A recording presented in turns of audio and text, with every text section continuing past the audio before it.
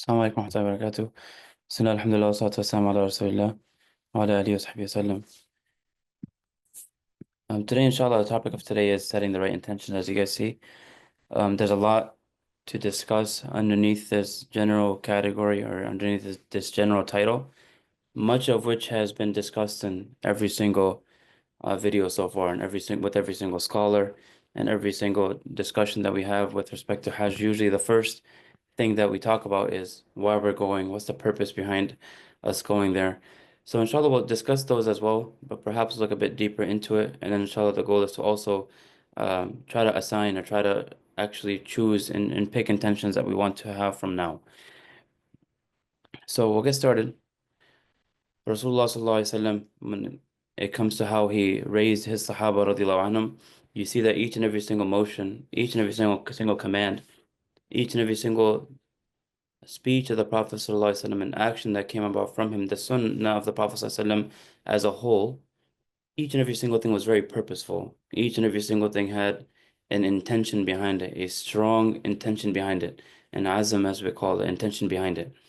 And it was done so with the purpose of understanding or with understanding that whatever it is that we intend is going to happen, is going to take place.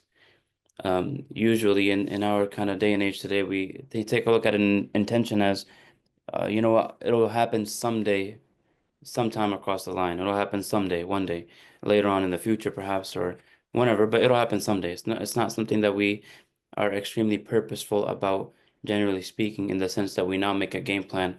We make, a 1 year plan, 2 year plan, things of this sort. We don't actually put pen to paper and try to figure out steps in terms of how to get there. Rather, it's kind of an abstract concept that this is my intention. If it works out, cool. If not, well, at least I made an attempt.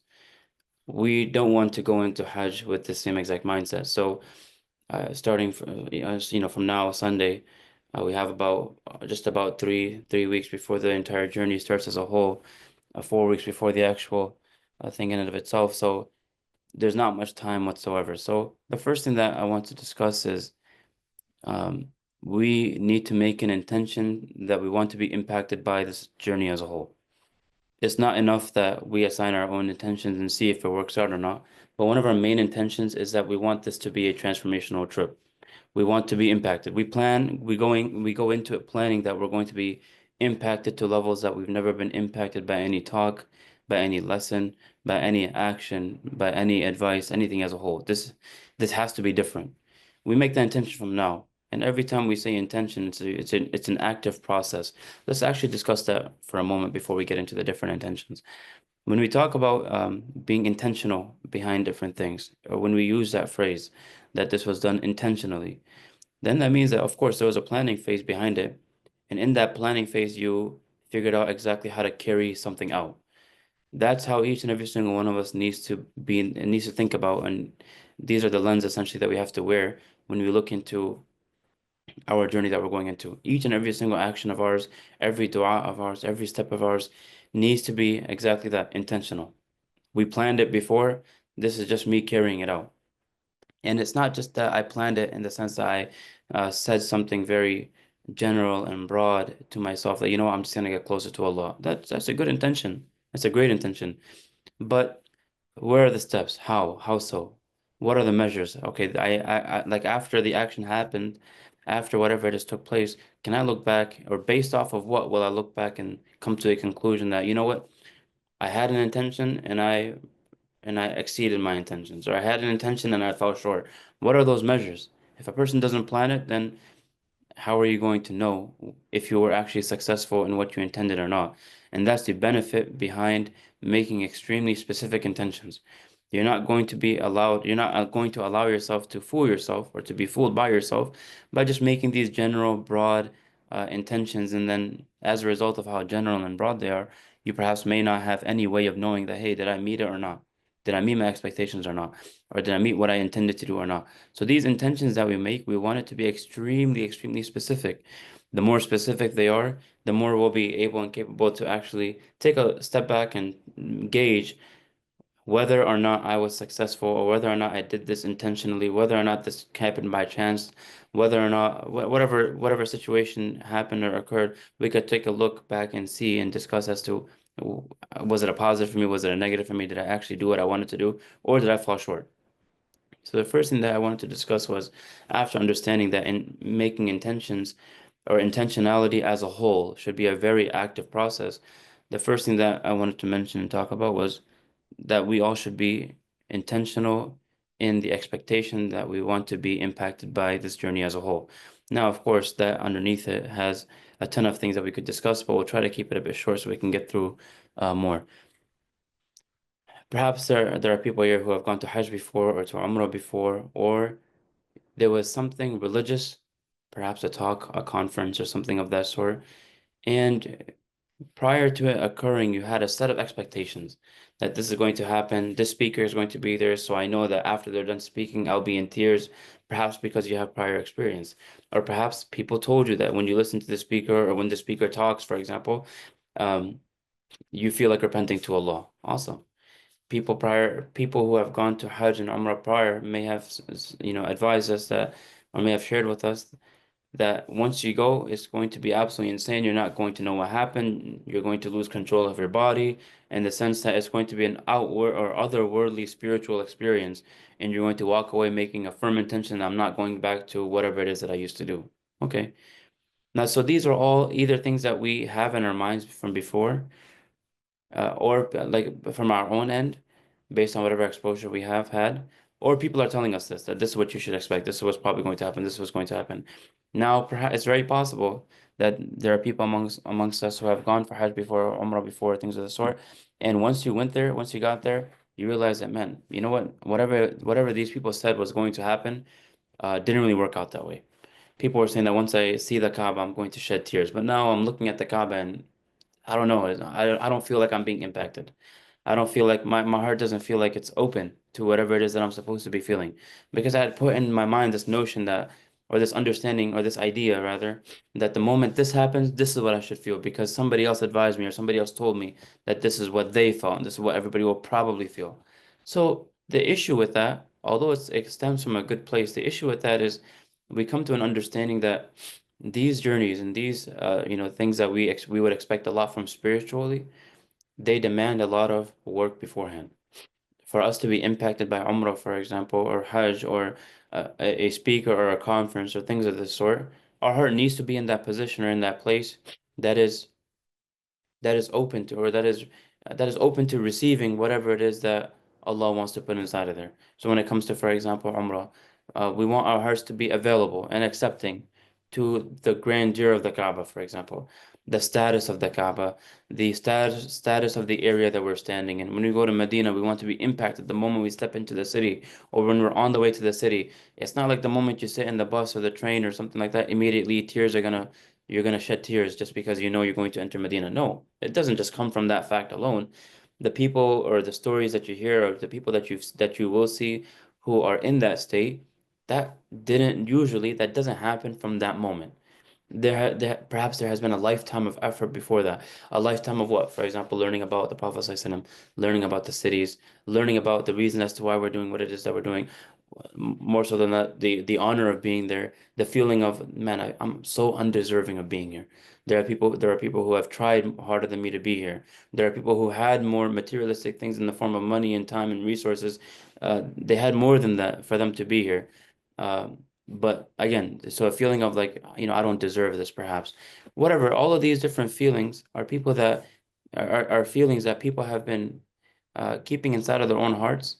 And when they actually come to these areas, they have no other choice but to be impacted by the reality of the position and the situation that they're in. But again, these thoughts don't come to each and every single person immediately. It has to be a process that starts long before you actually make the journey. That's why, mashallah, these guys have been amazing with respect to scheduling all of these different seminars, the webinars, and things of this sort, and the in-person conferences, just so that everybody can be on the same page that this is something that needs to be started from way beforehand. It's not something that I'm going to start the moment I start making my journey. I'm not going to learn about Hajj the moment my journey starts. Otherwise, you're learning it on the fly, and you're going to be walking away feeling like, man, you know what? I should have studied harder, maybe for the next one. And for such a grand action, and with respect to all the difficulty that it comes with in terms of just even booking something or having enough resources for it, it's very difficult for a person to imagine that they would go more than one time. And it was difficult from the time of the Prophet ﷺ as well. Even, of course, we don't have to didn't have to deal with all the different things we deal with today, but you still had to make sure you had enough resources for the trip, for the journey. You had to make sure you had enough resources while you were in the cities and going from one place to the other, means of conveyances, all of these different things. The struggles were there, albeit quite different. But that's why Hajj is fard only once. So each and every single one of us, first of all, we're going into this thinking that, you know what, this is my, even if we have gone before, even if we have intention to go every single year, we have the resources. And let's say Nusuk promises you that no matter what happens, you're guaranteed a spot and you're guaranteed a package every year. What a dream, right? But consider, let's for example, let's hypothesize that each and every single one of these things were to be true. At the end of the day, it all comes down to the fact that we don't know if we're going to be alive or not. So this is if it's our first, this is our first and last. If it's our third, this is our third and last. Whatever it is, this is my last, this is the idea, the mentality that we should go into it. And that's not something that I'm saying from my own end. When it comes to the hadith of the Prophet ﷺ and the advice, even some imams nowadays, when prior to leading salah, what do they say? Sallu salata muwadda'in. So perform salah as if you are going to say farewell, as if you have bid farewell to the world. Like this is your last one, you got one more shot, with all the focus and with all the intentionality behind each and every single one of your actions. So you're not going into ruku' now because you know it's the next step. Now you're going into ruku' because you want to lower yourself for the sake of Allah. Both actions are the same. Both of these people, one guy who's doing it just because he knows it's the next step, one guy who's doing it because they know that I'm going to lower myself, my body in front of Allah subhanahu wa ta'ala and praise him. The actions of both are the same, but there's layers and levels of difference between the intentionality that propelled these actions to come about. And as a result of that, we know that when it comes to we know for sure, based on the hadith of the Prophet ﷺ, that when it comes to deeds and actions of a person, they are directly proportionate to how sincere one is with respect to their intentions. So that's the first thing. Intend to be impacted. And again, that's something that you're not supposed to wait here until you actually go there to then see or feel or hear about some otherworldly experience. No, nothing of that sort. It starts from now. It starts from now in the form of preparation, in the form of reading material and about Hajj as a whole. What is its significance about it? Spiritual, benefits of it. All of these different things.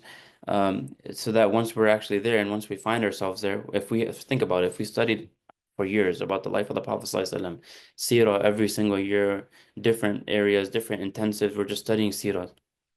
Then when you finally go and see and visit the Prophet ﷺ, see the city of Medina, then everything is so personal. How is everything so personal? It's not an abstract thing anymore. Um, as it is, or as it is currently for many of us, like, okay, Medina, nice place to be. The Prophet ﷺ is there, and that's about it.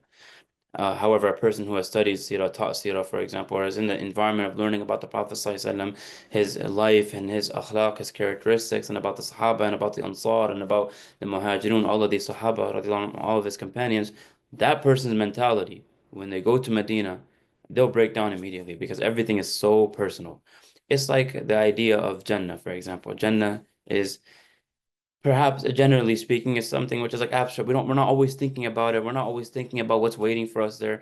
We're not always thinking about everything that we're going to receive there. We're not always reading ayat and hadith about it. It's just, okay, I understand that there is something that exists and that is Jannah. But we treat it as if it's like something which is abstract. However, for Sahaba radiallahu anhum, especially here, I'll give an example where it was very personal. For the Sahaba radiallahu anhum, after the Prophet ﷺ passed away, well, for the Sahaba radiallahu anhum, it was a bit different because Jannah was always personal. But when it came to when it came to the passing of the Prophet ﷺ, after that they were like, man, there's nothing here for. There's not a single thing in this world for us. All we have, the only thing that makes us happy, the only place that we want to be, the only people we want to be with, the only person we want to be with is Jannah. So now they're always thinking about Jannah, but they're not probably not imagining just gardens and flowers and palaces and stuff.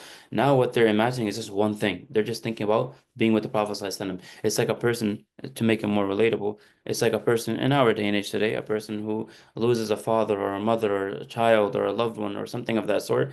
And they make themselves content with you know what, I'll see this person in Jannah. Well, now this person's idea and understanding of Jannah is way more personal and close to them than somebody who hasn't experienced that which this former person has experienced.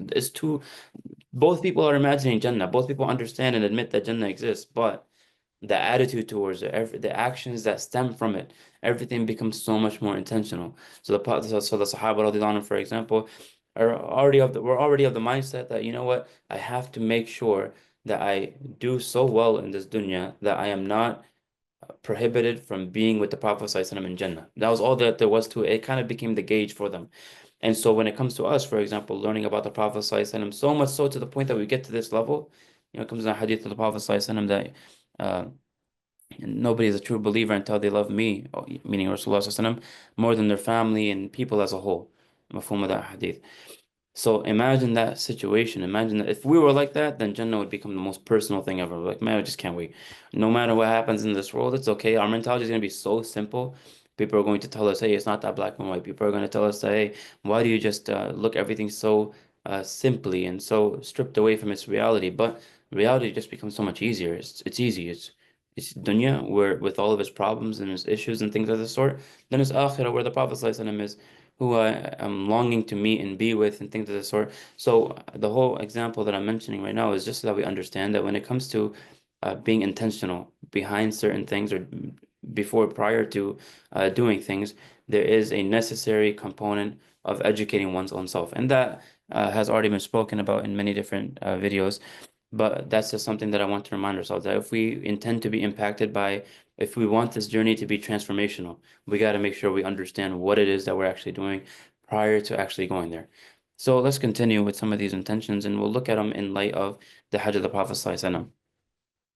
Um, so, so the first thing is to intend to be impacted. Okay, that makes sense. Secondly, and just to summarize that point really with one more sentence, um, being impacted, it can't come without preparation. So just make sure you're prepared and make sure you're prepared through educational means, through educating yourself, through being physically ready and able to go, and all of these different components as well. Now we'll get into some other intentions that we want to keep in mind at the forefront of our minds.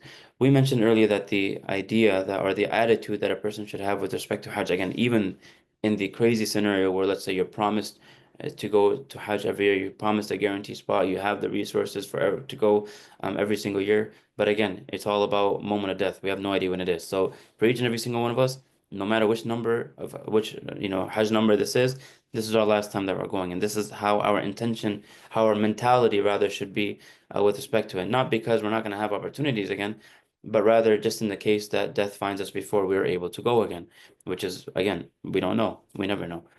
So this Hajj is that one opportunity we have to show Allah subhanahu wa ta'ala how subservient we are to Him and how desperate we are to show Allah subhanahu wa ta'ala that, listen, we made this entire effort by the spending of resources, by taking off work, let's say, or by taking our family members, and even before all of that, by understanding that this is a farilah, that this is an obligation, that our first Hajj is an obligation. So we're showing Allah subhanahu wa ta'ala this is our effort from our end, and we want Allah subhanahu wa ta'ala to take from where we leave off from the end of our efforts and take that to essentially just transform our lives as a whole. This is it. Like, how many more times are we going to say, no matter how young or old we are as listeners right now, no matter how old or how young we are, this is like that one time, the one opportunity that we have to show Allah subhanahu wa ta'ala that that's it, I'm done.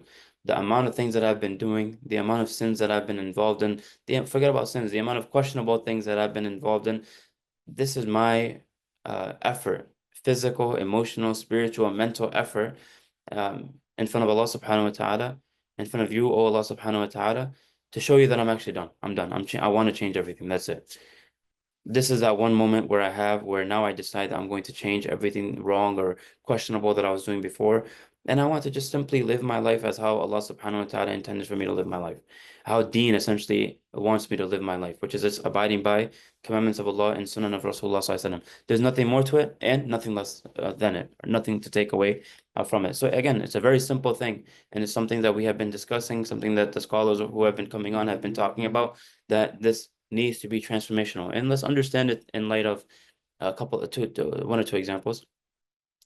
We need to understand first and foremost that every single thing that Allah subhanahu wa ta'ala has made obligatory upon us, every single ibadah, let's look at it more broadly.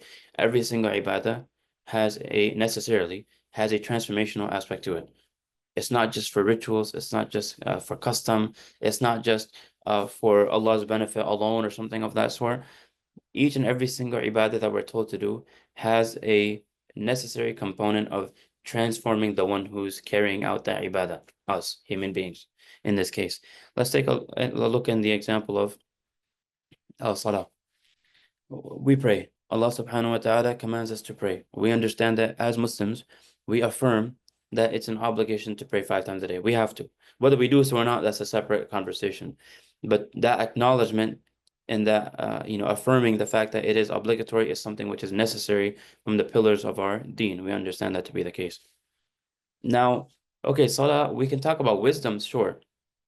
Wisdoms of salah in their 5 different times is that, you know what, given any time of the day or any time, and no matter how busy a person is, no matter what, how many dependents they have, for example, or however many engagements they have in that day, whatever it is, we understand that when it comes to a wisdom of salah and there's those different 5 times, is that, you know what, and each and every single one of these times, I'm showing Allah subhanahu wa ta'ala that nothing is greater than me worshiping Allah. Awesome.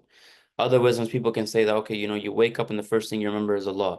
Other people look at it from a completely different lens and say that, okay, physically, it's something which is very beneficial. You're standing up, you're going all the way down, you're crouching, you're doing all of these different movements, essentially, that like from the beginning of the day and prior to going to sleep, that general people are not making these different movements, and it has health benefits and things of this sort. All of those are wisdoms. What has Allah subhanahu wa ta'ala said with respect to the purpose, the transformational effect of salah? Because again, we have that base statement that we made and we got to support it. The statement that we made is that each and every single ibadah has a transformational effect. So for every single ibadah, for every single act of worship, I should be able to find what inside of that ibadah, or rather, by me doing that ibadah, how is that going to transform me in what way? So for salah is easier. That's why we took that example. Allah subhanahu wa ta'ala mentions its transformational aspect in the Quran, where Allah says, like the transformational goal, like what's the goal of salah? That's what I mean by transformational or change and effect and things of this sort. What's the goal behind it? So when it comes to salah, the goal behind it is very clear. Allah subhanahu wa ta'ala has told us, Inna salata tanha anil fahsha'i wal munkar. That indeed salah, it prevents a person from doing open transgressions and things which are not, things which are disliked by Allah subhanahu wa ta'ala. That's my bar. Allah subhanahu wa ta'ala has granted me and has told me a clear gauge to see if my salah is having the effect that it's supposed to have in my life. So even a person who's been praying 5 times a day for their entire life, let's say they're 35 years old now, they've been praying 5 times a day since the moment they had to pray them, and they haven't left it for a single moment. However, they're still backbiting. However, they're still using terrible language. However, they're still physically doing evil things, going towards evil things, or looking at evil things, or hearing bad things, and so on and so forth. Well, this person has been praying 5 times a day, correctly, correct wudu and everything, but has the transformational nature of salah, or the goal, that's transformational, or the goal behind salah, has this been observed by this person? Yes or no? Well, we'll take a look at the ayah. We'll take a look at what Allah subhanahu wa ta'ala has said with respect to it. And a person, when they do so, will probably come to the conclusion that, you know what, I have been praying my salawat, but maybe there is some deficiency behind it. Maybe there is some discrepancy behind what I think I'm presenting and what should be presented in front of Allah subhanahu wa ta'ala. So then a person will go back keeping the goal in mind. Zakat is the same, the sadaqat are the same. Each and every single action that we do, each and every single ibadah that we do, they have their wisdoms, but they also have a goal. We want to make sure that the goal is in front of our minds. When it comes to Hajj, every single step of Hajj is there to show us how subservient we are to Allah subhanahu wa ta'ala. And there are many goals behind it. One of the goals behind it is that we want to walk away. First of all, let's start from the beginning. Understanding the significance behind Hajj as a whole. Doing Hajj connects us to a practice, or the practice of Anbiya alayhi salatu wasalam, all of them.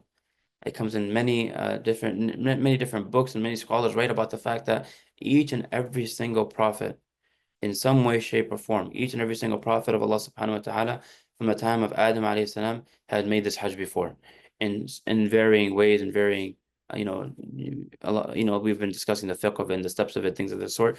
But in a way, generally speaking, Hajj was done by each and every single prophet, each and every single Nabi of the Anbiya alayhi salatu wasalam of Allah subhanahu wa ta'ala.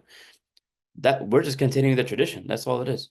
We're just doing whatever it is that Allah subhanahu wa ta'ala has told his best people to do. And then we get more into depth. Now we study the life of Ibrahim alayhi salam.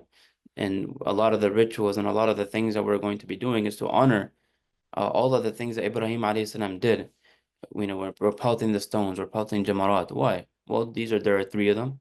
And Ibrahim alayhi salam, when he was told to slaughter his son Ismail alayhi salam, and he was walking towards carrying the action out, and three different shayateen at three different moments and instances came up to Ibrahim alayhi salam trying to be like, hey, what are you doing? What are you about to do? Like, think about it logically, think about it rationally for a moment. And each and every single time Jibreel alayhi salam came to Ibrahim alayhi salam, told him today, just pelt these things, ignore them, and move on. So each and every single thing that we do is symbolic of so much more. The fact that we're not going to listen to any distractions. We're not going to listen to, even if it's to carry out the most difficult tasked by Allah subhanahu wa ta'ala upon us, or Allah subhanahu wa ta'ala is asking us to do something, no matter what it is that we do, no matter what it is that Allah subhanahu wa ta'ala wants us to do, we're going to make sure that we carry each and every single one of those things out. And that's with respect to each and every single aspect of Hajj as well. But when it comes to, let's talk about some more goals behind it. One of the main goals of Hajj as well is that we want to make sure that it transforms our everyday life. Salah, of course, we're talking about one component. Hajj and zakat as well, sadaqah as well. These are all components of a person's life. But when it comes to Hajj, we want to use Hajj, or by performing this act of ibadah of Hajj, we want to make this something that transforms each and every single component of our life through various different understandings. Number one, the journey that has been made, the journey that will be made, inshallah, by each and every single person here, the steps that will be taken, the difficulty with which all of those actions come with, and carrying out all of those actions come with. Think about it and before that as well, spending all of the resources and the time and the worry and the effort and the concern. After doing all of that, for us to do such a grand core pillar, carry out an action which is a pillar of Islam, to just mess it up after that point by committing any sin doesn't make any sense whatsoever. Because think about the opportunities. When it comes to Salah, let's say a person prayed Fajr, then after that they sinned. Well, we have Dhuhr coming right after it. Dhuhr, after you pray Dhuhr, you sin, you mess up. Well, you have Asr. Just don't make sure you don't mess that up. And then you have Maghrib, and then Isha you pray, and then at night you sin. Well, you have Fajr. There's always these, uh, you know, possibilities where a person can rectify whatever it is that they did by a similar action. So within all of these examples that we gave, they're all similar in the sense that they're all prayers. But how about when it comes to Hajj? Well, from Hajj to another Hajj, just rationally and understanding it from our point of view, living here today, we understand how difficult that is. So we should not, for a single period of time, for a single moment, walk away with the idea that, okay, if I mess up after Hajj, then it's okay. I'll just make it up later, or Allah will forgive me, or this or that. Yeah, all of that is there. All of these understandings are there. Allah subhanahu wa ta'ala definitely will forgive a person with sincere tawbah. We understand that. But look at the action that the person has done, that you and I have done, an action of Hajj, an obligation of Hajj, such a grand action of Hajj, such a great action. Just for perspective, that Rasulullah sallallahu alaihi wasallam, he mentions in a hadith, he tells the Sahaba radiallahu anhum that go and find people who did Hajj and go and shake their hands and ask them to make dua for your forgiveness. Give them honor. Rasulullah sallallahu alaihi wasallam has essentially told the Sahaba radiallahu anhum, and teaching us as well, that when it comes to these people, it's not these people who have come back from visiting Allah subhanahu wa ta'ala, from making pilgrimage. It's not a small deed. It's not a small thing.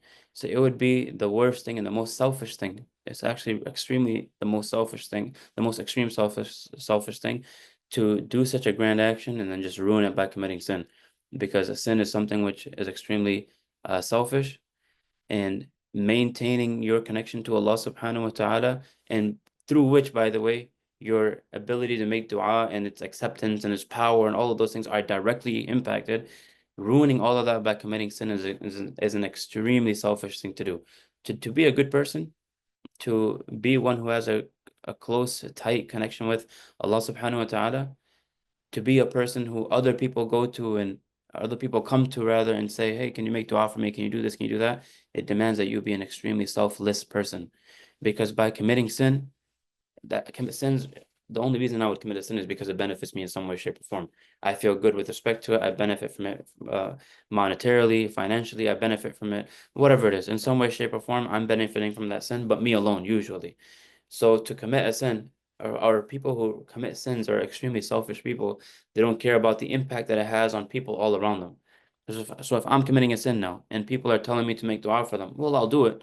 But what is the power behind that dua now? It's definitely coming from a place of weakness, eh, compared to a person who doesn't commit these sins and don't doesn't tries their level best to be aware of all the sins that they're committing and making sure to cut out each and every single one of them, and then having an extremely close and tight-knit relationship with Allah subhanahu wa ta'ala. Well, this latter person, when they raise their hands to make dua, far be it that their dua would not be accepted. Well, one would hope that their dua would not be they wouldn't even think that their dua would not be accepted. They would have firm yaqeen in that sense. They would have firm belief and conviction that, yeah, I'm asking this person to make dua because I know they're a person who is close to Allah subhanahu wa ta'ala. And so again, just to conclude that point, the only way that we could mess it up, the only way that we could mess up all of our actions as a whole. If you think about the concept of sinning as a whole, I know this is not the place, but we'll just mention it really quickly. If you think about the whole concept of sinning as a whole, it's an utterly selfish thing to do. So just make one of the intentions and one of the goals of Hajj is to make us extremely selfless people, that we live and we die for the sake of other people. That's all. So let's keep going. When we look at the different sites as well, when it comes to Hajj, Mina, Muzdalifah, things of the sort, a lot of these sites in the past, in the time of the Prophet ﷺ, and prior to that, in the time of Jahiliyyah, they were used as like marketplaces essentially. And once Hajj became an obligation in Deen, now of course, it's a very purified form, it's a very clean form, and the Hajj of the Prophet ﷺ, I know there have been discussions on it, but look into that as well. When it comes to the Hajj of the Prophet ﷺ, you really get to take a deeper look at like the wisdoms behind each and every single movement of the Prophet ﷺ. When it comes to him going to Mina, why is the Prophet ﷺ going to Mina? Why is the Prophet ﷺ going to Muzdalifah? Why is the Prophet ﷺ going to Arafah? So these are all things not to place talk about it, but these are things to think about. Now, I'll talk about one of them. When it comes to Mina, for example, if I'm not mistaken, it's Mina, that in the time of the Prophet, or in the time of Jahiliyyah, it was just a market.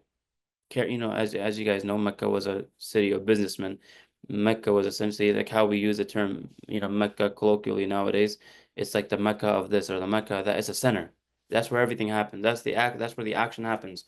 So when it comes to Mecca and the trade routes through Mecca and out of Mecca, all of that was a place to be. Those were the places to be for businessmen. And all of the Sahaba at the time of the Prophet ﷺ in Mecca, they were all in the same business. They were all businessmen. They were all tujjar in that sense. So when it came to Mina, Mina was a ginormous ground for carrying out business, and this was an opportunity that not many would let go to waste. Prophet ﷺ, Allah subhanahu wa ta'ala and the Prophet ﷺ, with respect to Hajj, we understand that Allah subhanahu wa ta'ala allowed the Prophet ﷺ to carry out whatever it was that the people of the time were doing, but just purified whatever it was that was happening. And that's something that we want to take a moment to discuss. Rasulullah SAW did not do away with the entire process, and Allah subhanahu wa ta'ala did not do away with the entire process of how they used to do Hajj in the past and establish a new one. That's not how it happened. Rather, when it came to the components that they had, Allah subhanahu wa ta'ala and Rasulullah SAW, they kept them, they upheld them, but purified them. For example, when it comes to something that should be done purely for the sake of Allah subhanahu wa ta'ala, well, take business out of it, take financial transactions out of the picture. This is not the place for it. So now everything is happening. The similar things are happening, but now with just again going back to the intentionality aspect, each and every single thing is being done with a greater and grander purpose. So that's another lesson of Hajj that we want to walk away with, which is when it comes to customs and things which we are used to, yeah, keep the permissible things. But those things that we can change and those things that we can alter in a way to do away with the bad and the evil and bring in Allah and Rasulullah sallallahu alaihi wasallam and Deen as a whole, then that's something that should be a grand concern. So we see from the Hajj of the Prophet sallallahu alaihi wasallam as well, this aspect of, yeah, culture is important. Yes, what people used to do in the area that you're living in and the values with the not specifically Islamic values, but cultural values that people grow up with, they definitely, without a doubt, have their place in Deen, although it must be keeping the Deen in mind as a whole. So Deen is essentially the overarching thing underneath whatever culture a person comes from. As long as it's still underneath the umbrella of Deen, then yeah, carry on with respect to it. But those customs which are impermissible, those things with now that could be either customarily, we can kind of generalize it to be environmentally, those things which are in our environment, which are impermissible, which we are currently involved in. First of all, if they're from, if impermissible from the get-go, then that's something that we should not be involved in whatsoever. If there are things which are permissible as a whole, conceptually or ideologically as a whole, they're permissible, but they have impermissible components to it, then try to implement. You have an opportunity there to implement the Sunnah of the Prophet ﷺ and do away with those things which are bad and evil and essentially sinful to Allah subhanahu wa ta'ala and deen as a whole, and bring about those things which are acceptable to Allah and Rasulullah ﷺ. So essentially purifying what it is that we're currently in, if they have an option or they have the chance or the opportunity, if we have rather have the opportunity to purify them. Or if that opportunity is not there, then just cutting it out completely. Because again, in each and every single step of Hajj, our whole focus is Allah subhanahu wa ta'ala. Our whole focus is Rasulullah sallallahu alaihi wasallam. You guys have been told over and over again that when it comes to Hajj, it's not a vacation. When it comes to Hajj, it's not like it's just a stroll in the park. When it comes to Hajj, we put our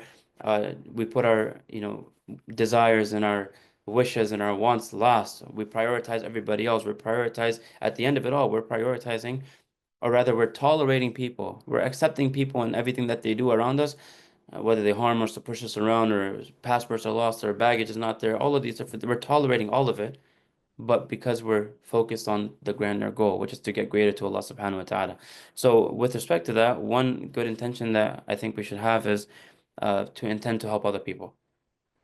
If a person is going there with the intention to, as with the intent, of course, the underlying reason is already there. Our intention is there for Hajj. Our intention is there to get closer to Allah subhanahu wa ta'ala, all of that. But logistically speaking, there are going to be a million and one things that go wrong, and everything that we planned, all of our plans go to nothing and go to the garbage. It's okay, it's going to happen.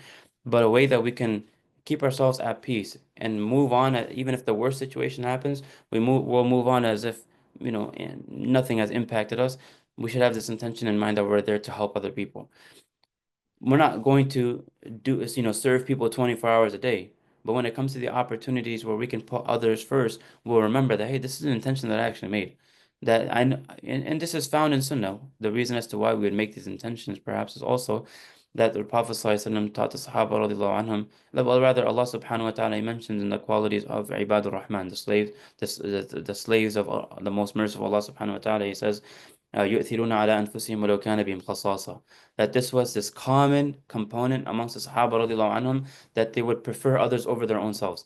Now, you think that they're in their 24-hour daily life, they're always preferring people, or they never wanted to prefer themselves or things of the sort? No, but it's definitely not the case. They're humans just like us. You definitely have moments where you're wondering that why am I not receiving the bare minimum that I was told I was going to receive, for example, in the context of packages and such.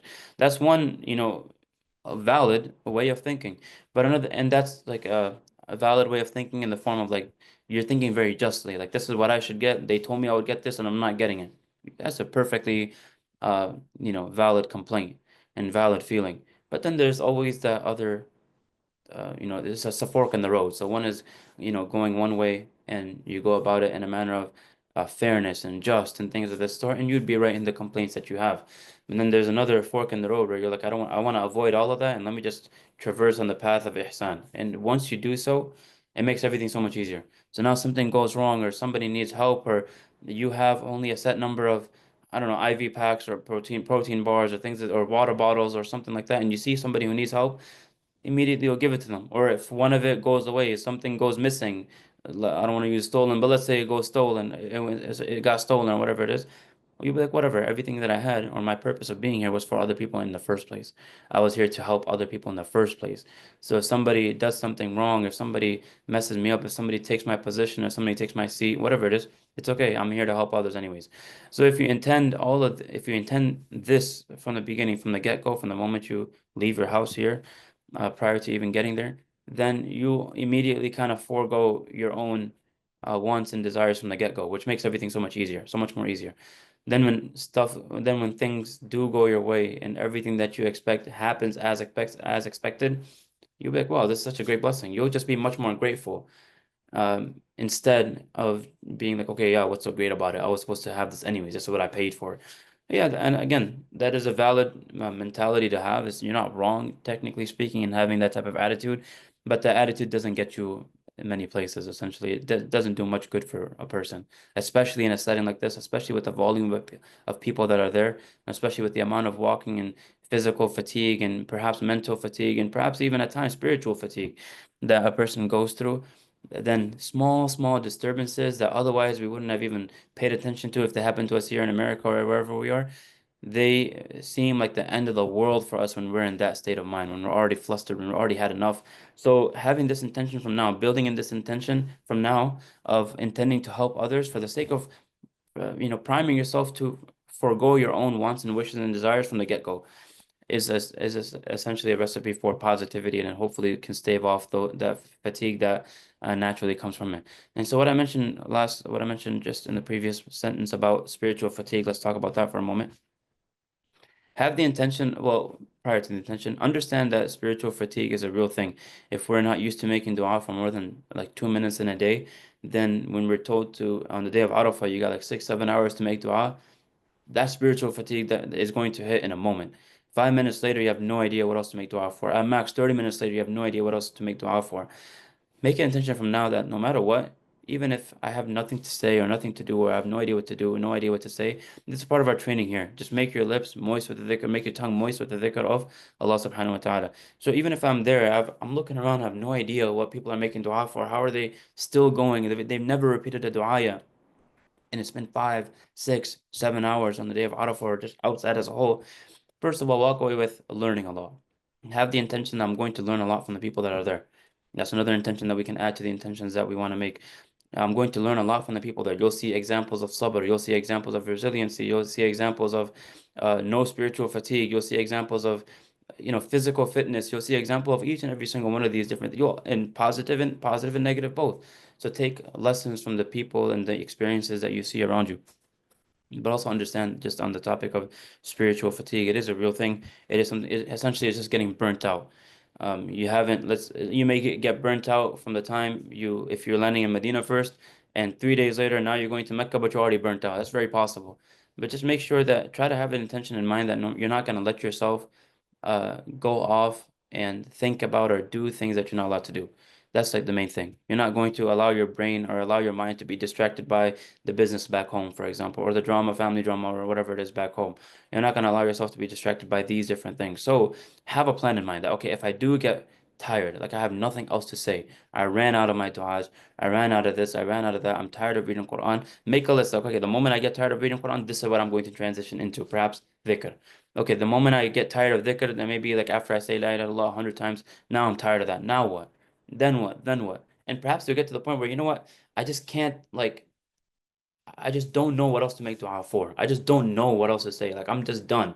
Now I'm just sitting here wasting time. Well, there are still ways to bring about so much reward for your own self. Now you can find people. Now you can go back to your intention that you made beforehand, which is like, let me just help other people. Now, if you see people who are struggling, who are thirsty, who are hot, who are this, who are that, there's a phrase that through khidmah you receive the understanding of who Allah subhanahu wa ta'ala is. So now you start looking for, it's not a hadith or anything. So now you start looking for those opportunities to help people. So now on the day of Arafah, you see people perhaps in your group, or you see people, older people, just making dua, they're sweating, everybody's thirsty, even if nobody's going to tell you that, but every single person is going to be thirsty. It's hot and all of these different things. Well, try to find like, and you're done, by the way, like on the same situation, same scenario, you're done with your du'as, you're done with everything, you don't know what else to do. You're just essentially to prevent yourself from wasting time. Perhaps the last thing in that tier of things that you have written down prior is, okay, now I'm just going to go and grab water for people. Great, amazing. That's a phenomenal way to get the love of Allah subhanahu wa ta'ala, to get the rahmah and the mercy of Allah subhanahu wa ta'ala. First of all, we will be fair with respect to this. We shouldn't find ourselves running out of prayers to make. That is a sign of I should have prepared a bit more. And we have that time right now as well to make dua for 6, 7 hours. Sure, you may get tired from raising your hands. That's fine. But you shouldn't get tired from asking Allah subhanahu wa ta'ala for things. So I know we talk about spiritual training. I mean, not spiritual, physical training from now, but there should also be an aspect of building up your spiritual endurance. If you're not used to reading Quran, if you haven't read since Ramadan or even before, whatever it is, then you got to work on that endurance. You got to build it up. It's just like everything else. You can't go to the gym the first day and immediately, fool yourself into believing you're going to lift the same weight that bodybuilders lift. No, you didn't go through the process. You don't have the endurance. You didn't go through the struggle. You didn't make your way up to it. It's the same thing when it comes to this spiritually. So that's something that we also want to work on. So that I guess is an intention from now. Build up your spiritual endurance. Try to go through all of these different things. How much dhikr can I do before I get tired? How much Quran can I read? How many pages or ajza or lines or whatever it is? How many ayat can I read before I get tired? How many extra prayers can I pray other than the five before I get tired? And that should be done ASAP, like today, tomorrow, the next day. And then after that should just be a game plan that, okay, now I know that my spiritual endurance is perhaps a beginner or intermediate or it's advanced, all these subjective levels. But then now I want to see how I can get to the next level prior to Hajj. Don't wait for Hajj to actually work on these things. That's not the idea behind it.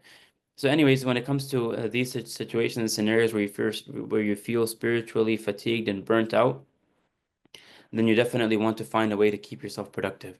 You want to find a way to keep yourself in the sight of Allah subhanahu wa ta'ala, the sight of mercy and love stemming from us doing good actions. So find those actions, find those deeds. For most people, it'll be something which is selfish, and that's a good place to be selfish. You just make your own du'as, you just like dua for yourself, your family, your friends, your students, your whatever it is, the world as a whole, the ummah as a whole, the people in specific regions and areas going to trials and tests and tribulations. You make dua for all of them and everybody. And the moment you start making dua, you can't stop. But let's say you do stop and you just come to an end because again, spiritual endurance perhaps may be low, or you're just tired, or you just want to change things up a bit, then always transition into something which would be productive in the sight of Allah subhanahu wa ta'ala. Not just going back to your phone and perhaps messaging people back home, or checking up on the business just because you're a bit bored, or anything of that sort. That shouldn't be even an option in our mind. That's not an option in our mind. We just want to make sure. That's why I think making that list would be extremely beneficial for each and every single one of us.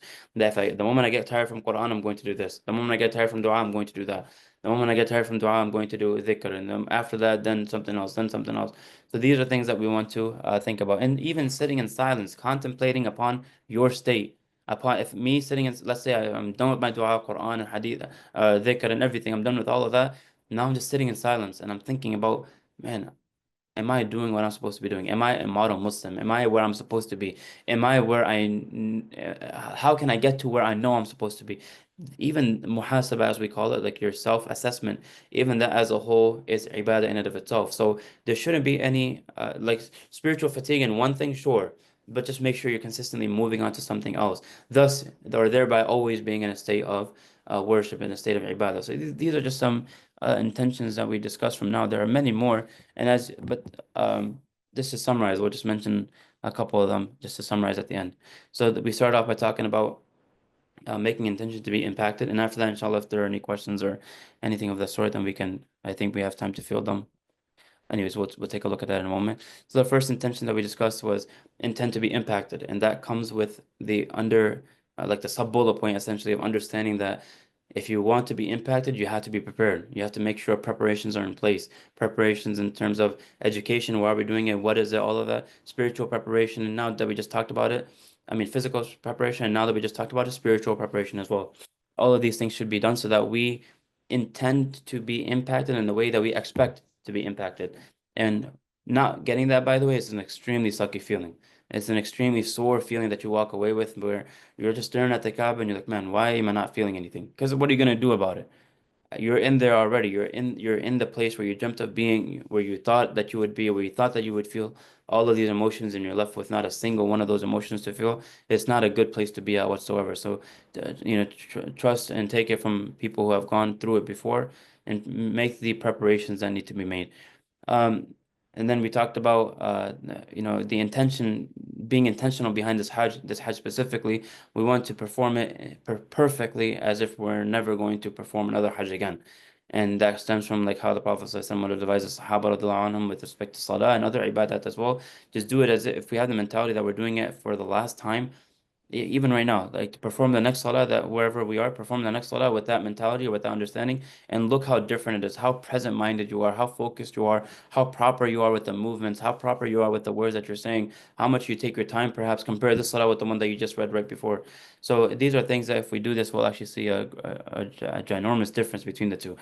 And then we talked about how when it comes to customs and practices in environment practices in our environment or in our culture, whatever it is, if there are if they are permissible in nature but have impermissible aspects or components to it, then we should be the ones who do away with the impermissible actions and the notions and the ideas and bring in Allah and Rasulullah sallallahu alaihi wasallam in that as well. But if they are inherently impermissible, then of course that goes back to one of our main intentions, which is making this the Hajj that we change in completely and then doing away with such things as well. And then we mentioned an intention that out of practicality and ease of mind and a more positive state of mind, an intention that we should have that will help us with respect to all of those is to intend to help other people, because the idea behind it is that by doing so, from the moment you leave your house, you're already in the state of mind that, I'm just a helper, I'm just a servant, I'm just a helper, I'm just an assistant.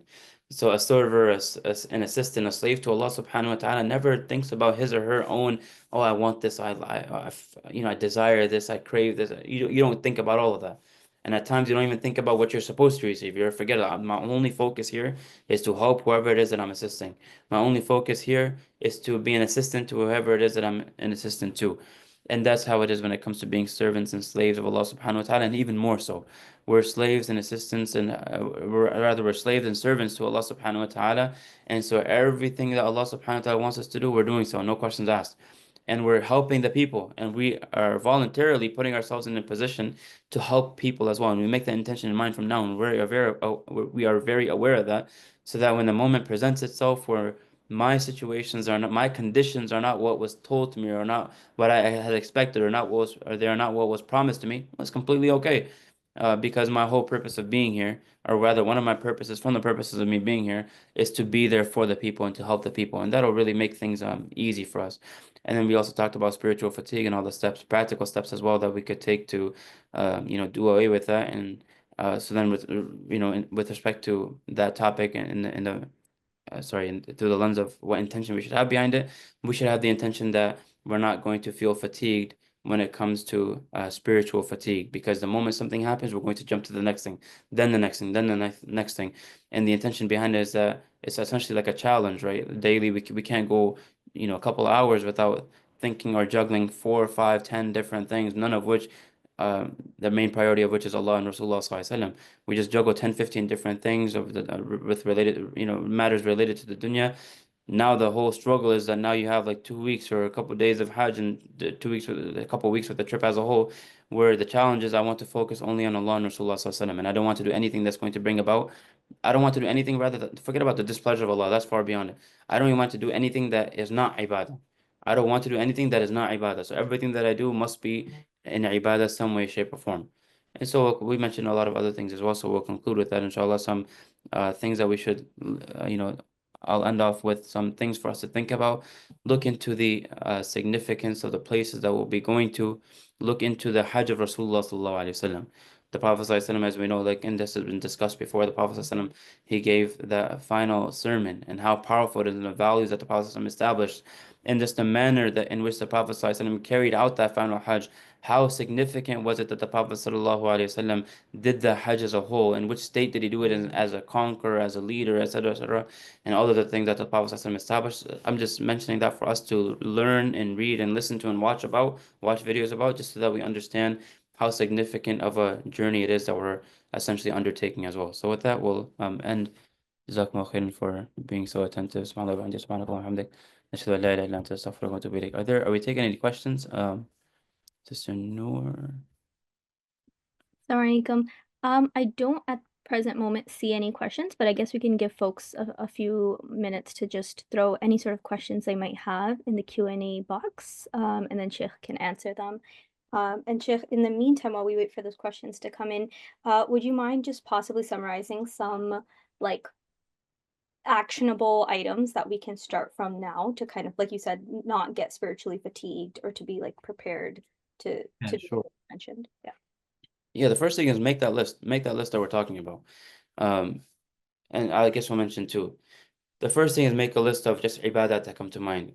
Generally, when it comes to Hajj, people always think about dua. Phenomenal dua. You have reciting of the Quran, just surahs that you can read while you're walking here and there, even holding a mushaf in hand, or if you know them by heart. Then you have adhkar and dhikr. Then you have muhasabah, thinking about your own self, thinking about, like, while you're walking from miles of walking, sometimes you're just thinking about, man, this is the state that I'm in. This is the state that I want to get into. This is where I'm at right now. This is where I need to be. This is how I was, and how blessed am I to be here right now. So not necessarily looking at it in a negative light, but also being appreciative of the fact that you are where you are, that Allah subhanahu wa ta'ala has given you this invitation and you are able to, act on it essentially just by the permission of Allah subhanahu wa ta'ala. And then think of other ibadat as well. Another, for example, there may be people who have wronged you back home and you're there in Hajj. So an ibadah is to clear your heart as well. So now you start clearing your heart of the evil feelings that you have towards somebody, even if it was like whatever, rightfully so or justified or whatever it is. You just let it go. You just let, whatever, leave it. You can plan while you're walking here and there. If you get tired of all of these more active things, then you can think in your mind about how you want to benefit yourself, how you want to change yourself. What things need to be changed is probably the first question to ask yourself, and then action steps with respect to it. So all of these things are just put it to paper. You'll come up with so many. These are just off the top of my head right now, but there are just so many things that you could actually, from one shifting your mind and your thoughts from one place to the next almost immediately. And then we also mentioned another set of actionable items that we could do to see where your endurance is at right now. So, for example, after this, if you have some time, just pick up the Mus'haf and see how long does it take until you get bored, for example, or fatigued, bored, whatever it is. You just want to go to something else. I'm just using daily language here. If you read one page and you get bored, okay, mark it down that you're at one page right now. Then you need to make a plan that we have, for example, 2, 3 weeks left, that by the end of 3 weeks, I want to be able to read uh 10 pages, for example. 10 pages with no issues whatsoever. Like that's a breeze. So walk in the park. If you tell me to read 10 pages right now, I'll do it, no problem. Because after 10, for example, that now I get a bit fatigued and now I have to push myself. So basically, every single person has a limit. And once they reach that limit, you're pushing yourself. Find out where that limit is. And then this, for every single ibadah, the 6, 7 that I just mentioned as well, Quran, dua, and uh, thinking about what you're going to do, and muhasabah, self-assessment, all of these different things. Do it first, and do it first, and like today, tomorrow, max, and then find out where that point is, where after which you need to push yourself. Once you get to that point, then that's your mission for the next 3 weeks, is to make that push point, the point where you start needing to push yourself, make it just that much more further down the line. And it's like running, right? It's like walking. If a person's training for a marathon, what is it, 26 miles or something like that? You're not just going to run one day 10 and the next, let's say right now, I'm not running at all. Day one, I ran 10 miles. Day two, I ran 15. And day three is a marathon. If you make that game plan, 2 minutes into the first day, you're going to cancel all your plans. Nothing's going to work out. But if you start off with, okay, let me just walk, see how much I can do walking, then jogging, how much and how many minutes can I run a mile? Then let me try to add on to my time. Then let me try to do half a marathon first. And then, so you build up onto it. It's the same thing. Spiritual fatigue is the same thing. And spiritual readiness is the same thing as physical readiness, where it needs training beforehand. And there's an aspect of endurance, there's an aspect of pushing yourself. And so everything that these fitness guys say about physical fitness is the same thing that all these shuyukh are saying about spiritual fitness and fatigue as well. So that's just something that these are just two things that we discussed already that are pretty solid action items that you can do right after we end this webinar as well.